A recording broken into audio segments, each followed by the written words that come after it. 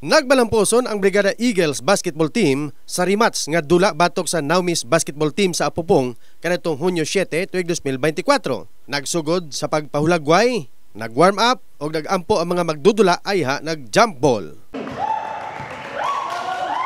Unang nakapuntos ang Eagles human sa jump ball. Samtang gidumina sa Naumis team ang una o ikaduha nga quarter. Wala usab na nulod ang 3-point shot sa Eagles.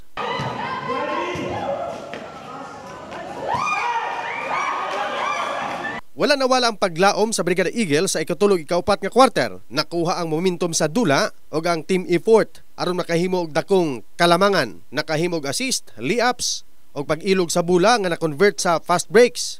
Nasulod usab ang 3-point shots. Hangtod nga nahuman ang dula sa score nga 78-93 pabor sa Eagles.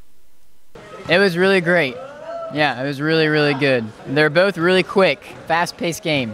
All right. Yeah, really good shooters. To look forward for another game. Yeah, we need a tiebreaker. All right. So what is your message to the people of General Santos? Your basketball is great. Wala lang sinaptan na kay first time po na mo nagkasabay-sabay. Siguro nakakuan lang siguro. Naluya yun sila sa kuan. Naluya na. Sa tanaw nimo sa player sa brigada nga at least wag sila ma-discourage. No. Sila. Okay la. Mayo yun. Mayo yung brigada. So gusto ninyo nga napay third game pohon? Kahibuluhan nga kanatong Marso 6 gilupig usab sa Naumis team ang Eagles sa Kulbahinam nga dula. Ang sunod nga dula sa Eagles sa Hunyo 21 sa Upper Labay Gym batok sa Barangay Upper Labay Basketball Selection. In the heart of changing lives. Kini si Verd Jason, Brigada News.